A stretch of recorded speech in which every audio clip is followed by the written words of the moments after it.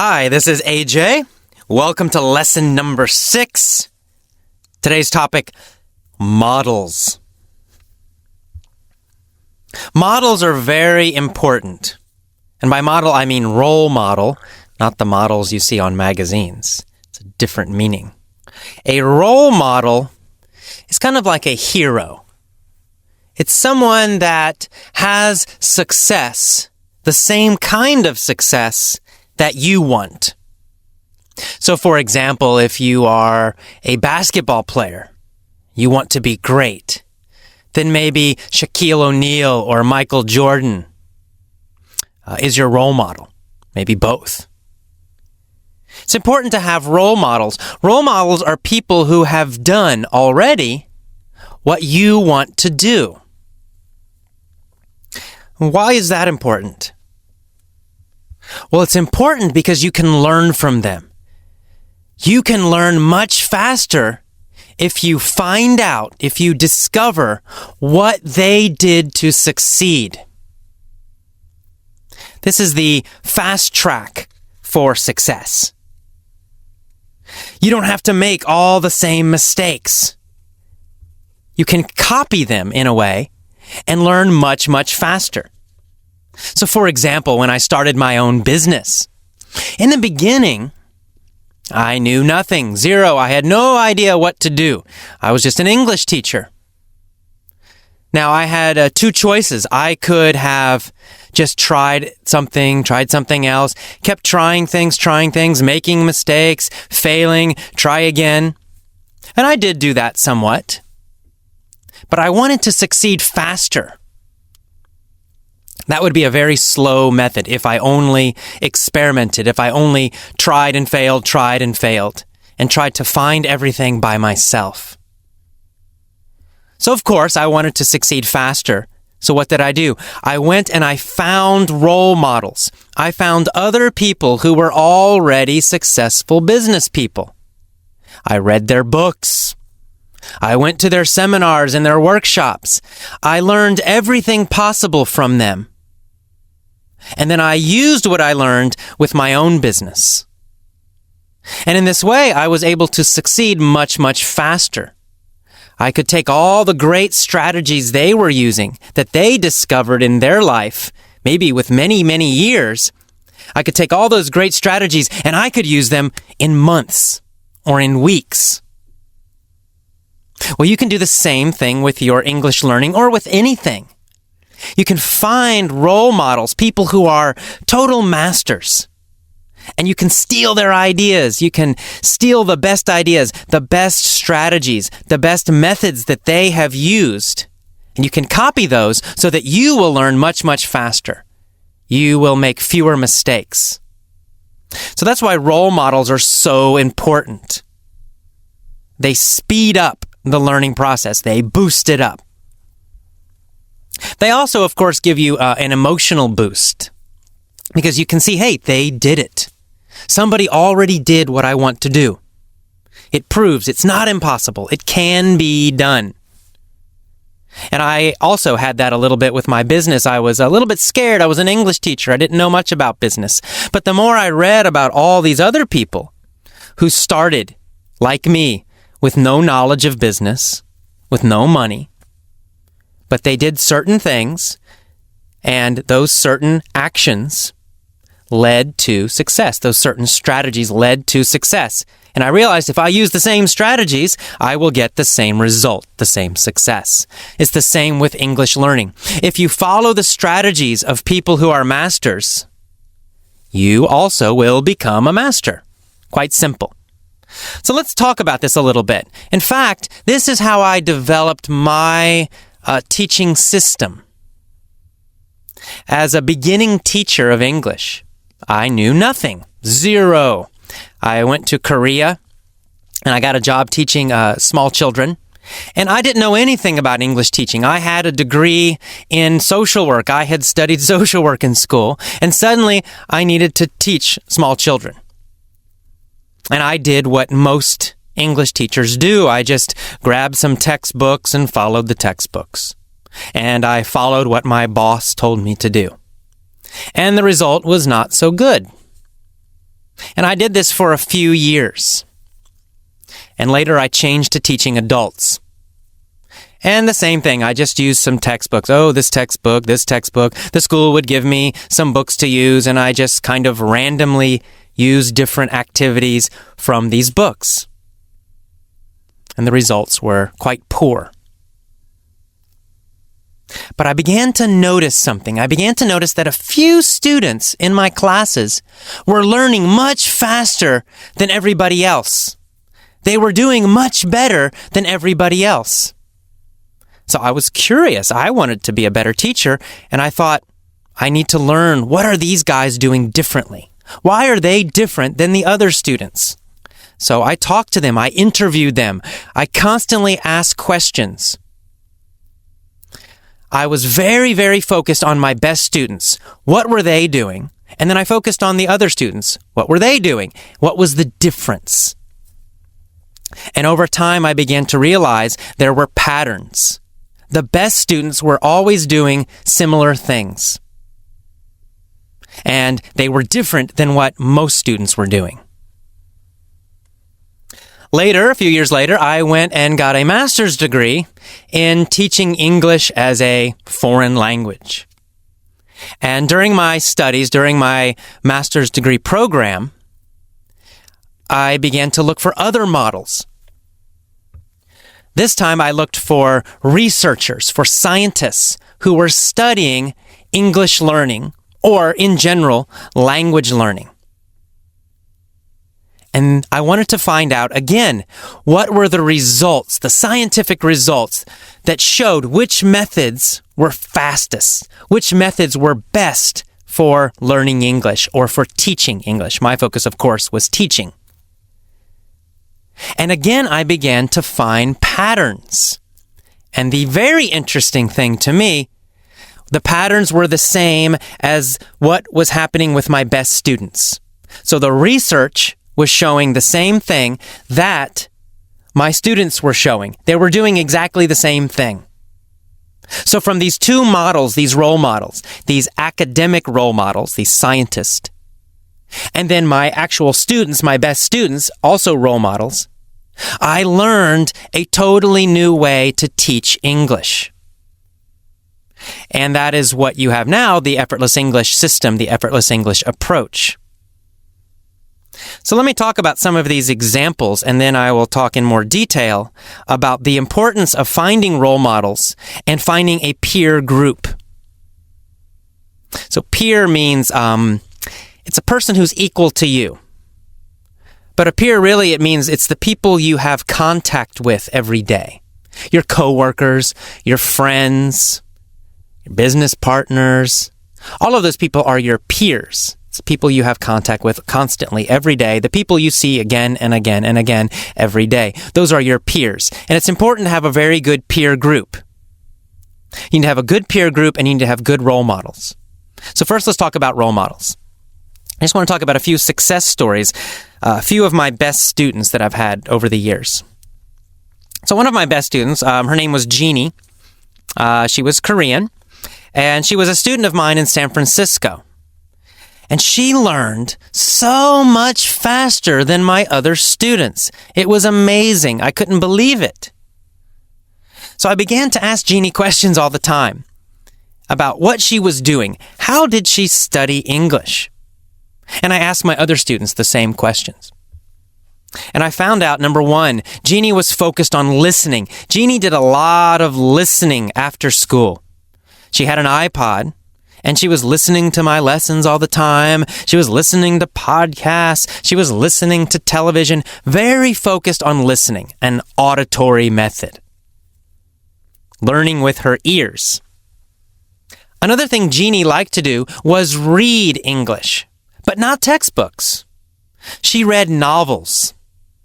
Now, in the beginning, she was reading children's novels, very easy novels, but they were storybooks, not textbooks. And she read a lot of these every day. She just read for fun in English. So she was reading a lot of storybooks, and she was listening a lot. Another key thing that Jeannie focused on was meaning and interest. In other words, she always chose English materials that were interesting to her, that had meaning for her. Textbooks usually don't have much personal meaning. So she chose a story. Oh, this story is very interesting. I want to read this book. She was focused on the meaning. She was focused on the story. She was not focused on grammar points or vocabulary.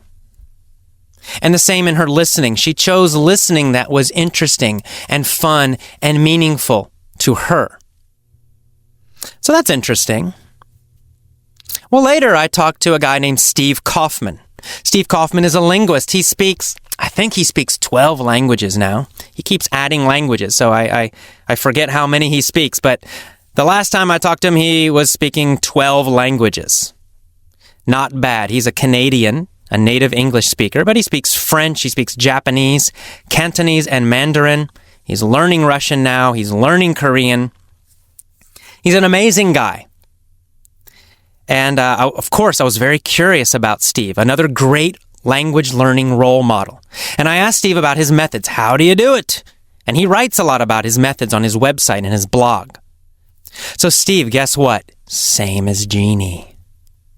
Number one, he has a listening approach. He focuses mostly on listening. Probably 80% of his time he spends listening. He learns with his ears. Another thing Steve does, he reads for pleasure. He reads storybooks, he reads articles, he reads magazines. His reading is always for pleasure. It's always focused on something that's interesting to him or meaningful to him. He does not read textbooks. He does not focus on grammar. This is another interesting thing. Steve does not study grammar. He might learn a little grammar sometimes, but in general, he focuses on listening and reading for fun, reading for interest. Just like Jeannie. Interesting. Well, I began to see these patterns again and again and again. The superstar learners, the superstar students have these same exact patterns. They're great role models, and they're doing the same things. They seem to always be focused on listening. Listening. They like to read for pleasure. They focus their listening and their reading on interesting content, meaningful content, articles, stories, novels, newspapers. Another interesting thing, they never focus on grammar. They may learn a little bit of grammar or not. Some of them will study grammar a little bit. Some never study grammar. But they all focus totally on listening to interesting content, reading interesting content. Input is their focus. Another interesting thing that you find with these superstar students, these superstar learners, is that they do a lot of deep learning. In other words, a lot of repetition. My favorite example of this is Jerry Dai, a man named Jerry Dai. Now, Jerry was a native Chinese speaker, and he moved to Canada. And he wanted to have perfect pronunciation. He wanted to sound like a North American. So number one, what did he do? Well, he focused on listening again. Listening. Every day, he listened to English. Something else he did very interesting. He learned deeply. It means he took the same article, for example, or the same conversation. He listened to it 100, 200, 300, 400, 500 times. Amazing. The same conversation. Why did he do that? I mean, it sounds crazy. It's very different from what normal students do.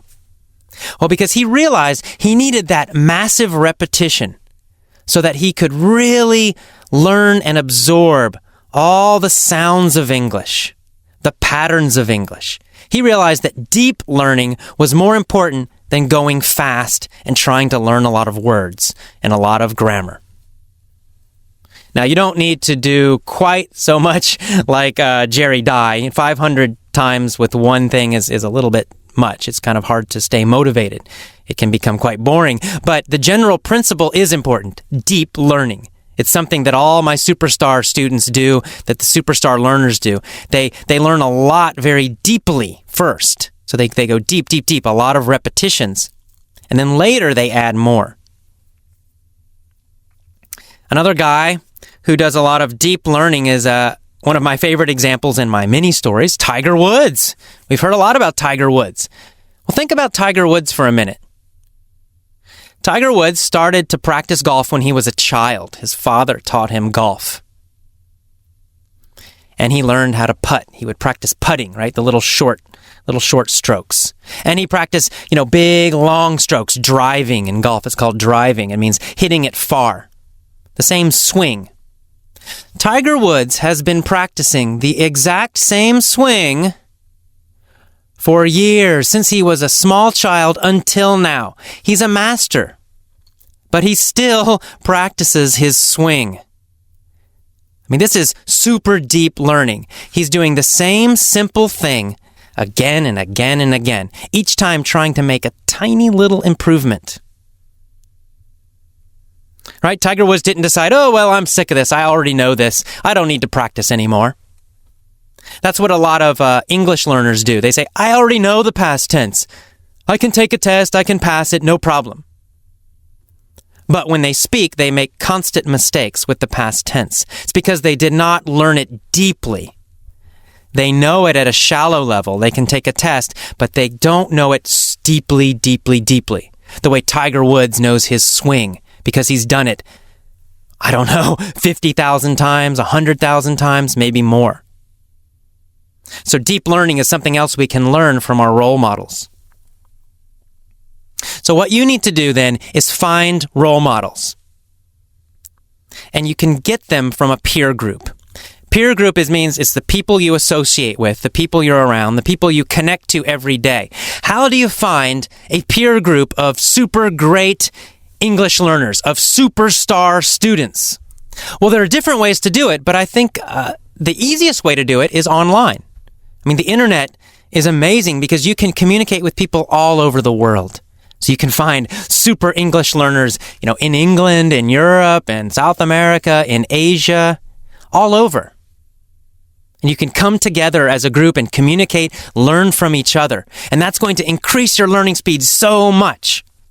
It's one reason we call ourselves the Effortless English Club. The club part is equally important to the lessons. The club part consists of forums and also a new member site we're developing. And the purpose is to create a peer group, a group of superstar learners, so that you can connect with people in different parts of the world who are using these same patterns, these same methods, these same systems, and you can learn from them, and so you can learn faster yourself. And another important thing about a peer group is it gives you support, emotional support. When you have other superstars to help you, you learn faster and you feel better. Sometimes maybe you feel tired. Sometimes you have a problem. Well, you can go to these people, go to your peer group, tell them, help me, I feel tired. They will help you. They'll encourage you. They'll bring your energy back up. It's very important to do this. Doing something alone is much tougher than doing it with a positive superstar peer group. So you need to find a peer group, a powerful peer group of role models, people who are great English learners. You need to connect with them. Learn from them. Do what they are doing. If you do that, I promise you, you will be so much more successful than you have in the past. Okay, that is the end of this talk. Number 6, models and peer group. I will see you next time. Bye-bye.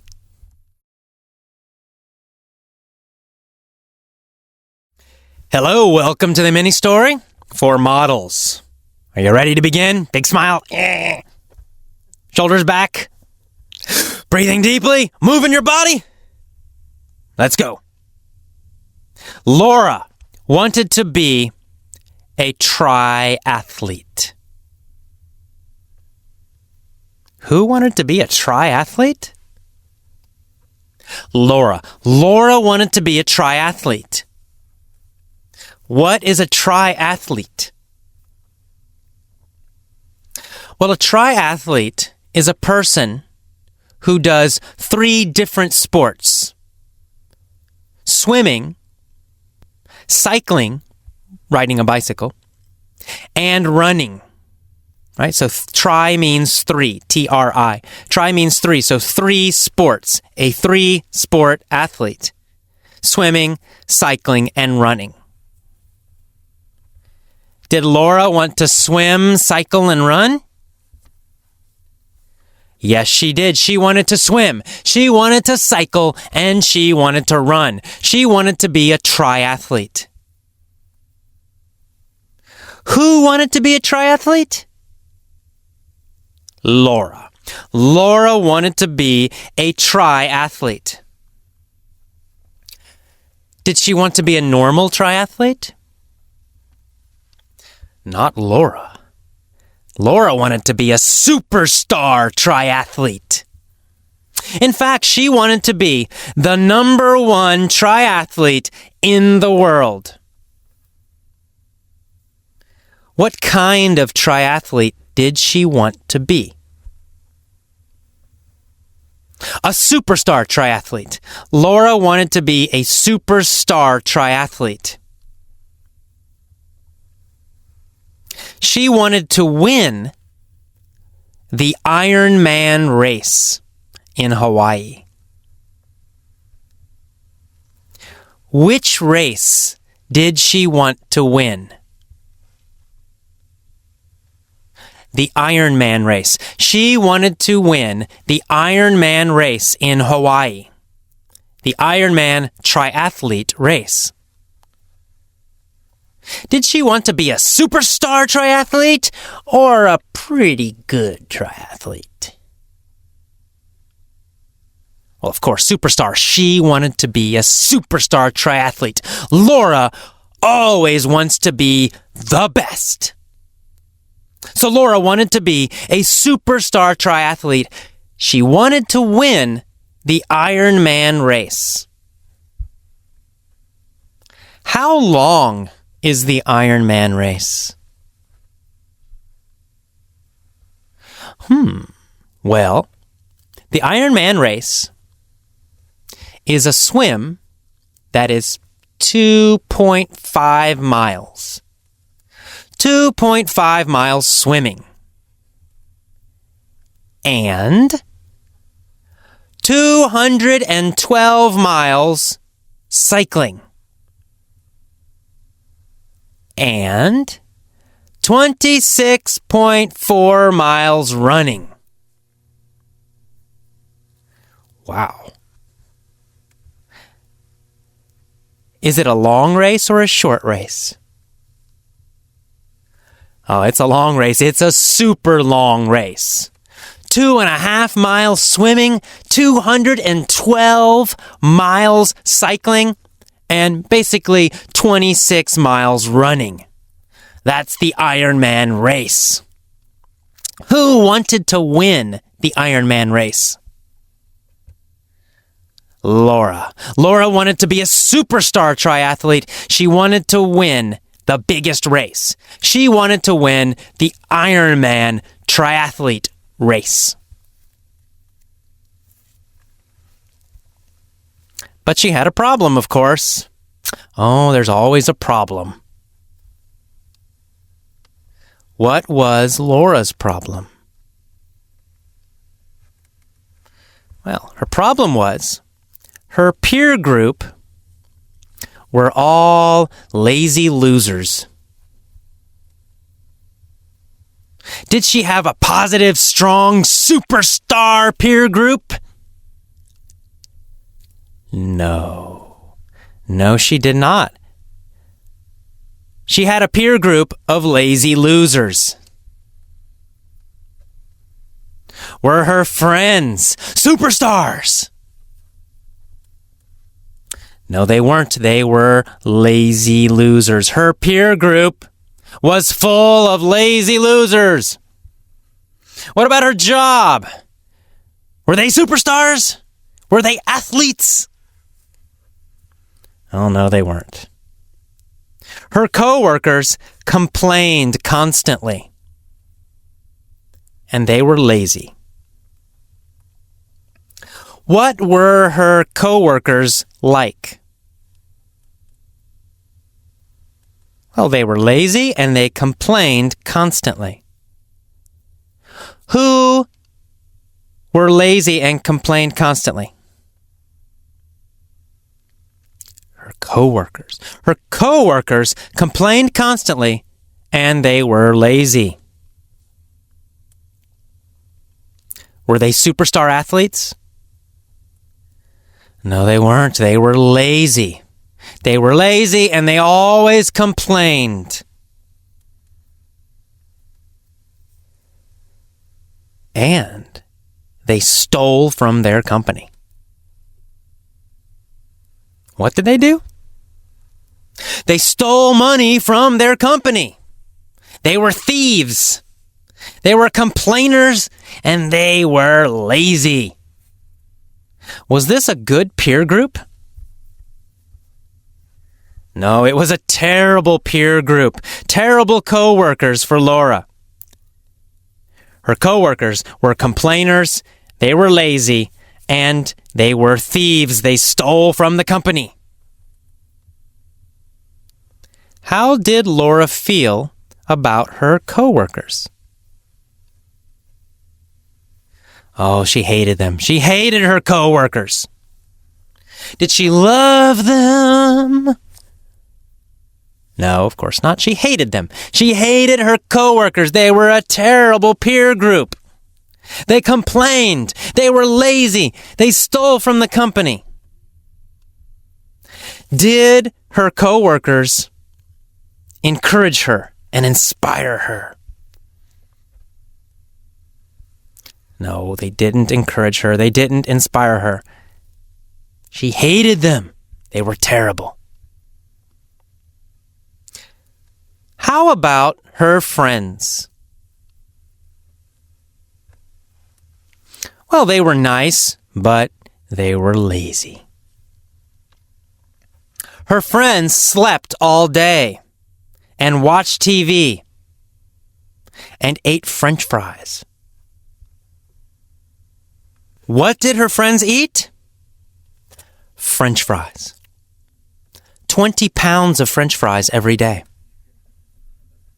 All her friends ate 20 pounds of French fries every single day, each. How much did they eat? 20 pounds. 20 pounds of French fries every day. Were they healthy? No, they weren't healthy. They were very unhealthy. Were they in good shape? They were not in good shape. They were not healthy. In good shape means healthy or strong physically. So they were not in good shape. They were not healthy. Did Laura want to be in good shape? Yes, she did. She wanted to be in great shape. She wanted to be super healthy. What did she want to be? A superstar triathlete. She wanted to be a superstar triathlete. Were her friends superstar triathletes? No, they weren't. They were lazy French fry eaters. They ate 20 pounds of French fries every day while watching TV. Was this a good peer group for Laura, who wanted to be a superstar triathlete? Of course not. It was not a good peer group for Laura. So Laura said, I want a new peer group. What did she want? A new peer group. Who wanted a new peer group? Laura did. Laura wanted a new peer group. Who wanted a new peer group? Yeah, that's right. Laura. Laura wanted a new peer group. Did she want new coworkers? Yes, she did. Did she want new friends? Yes, she did. What did she want? A new peer group. So she got a new job. Was it a better job? Oh, yes, it was. It was a better job with great coworkers. Super enthusiastic coworkers. What kind of coworkers did she have? Super enthusiastic. She had super enthusiastic coworkers. Did they have a lot of energy? Of course they did. They had a lot of energy. They were super enthusiastic. Of course they did. Who had a lot of energy? Her new coworkers. She also found new friends. What kind of friends did she find? Well, she found super athletes. Super athletes. Her new friends were all super athletes. They all loved to run. They all loved to swim. They all loved to cycle. They went to the gym every day. They ate healthy. They were super healthy. What kind of new friends did she find? Super athletes, superstar athletes. Her new friends were all superstar athletes. Were they superstar athletes? Of course they were. They loved to exercise. So she had new coworkers. She had new friends. She had a new peer group. A great peer group, an inspiring peer group. Now she felt great. So, she trained every day. She practiced every day. Every day she ran. Every day she swam. Every day she rode her bike. Did she ride her bike every day or sometimes?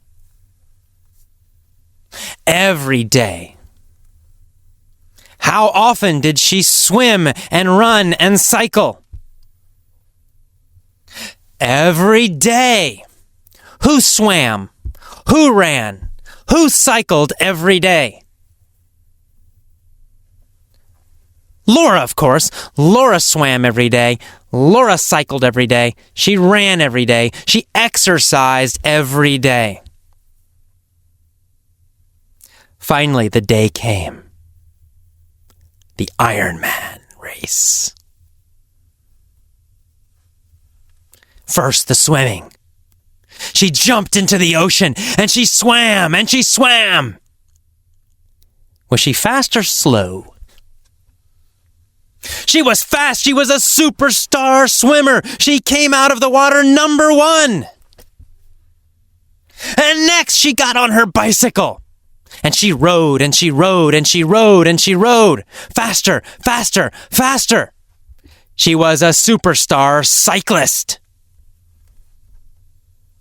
Finally, after 212 miles, she jumped off her bike and began to run. She ran faster and faster and faster and faster. She felt stronger and stronger and stronger. She was a superstar athlete at last. Of course, she won the Ironman race. She became the number 1 superstar triathlete of the world. Laura succeeded. Okay, that is the end of the mini story for models. As always, listen to it many times. Deep learning, deep learning, deep learning. I'll say it one more time. Deep learning.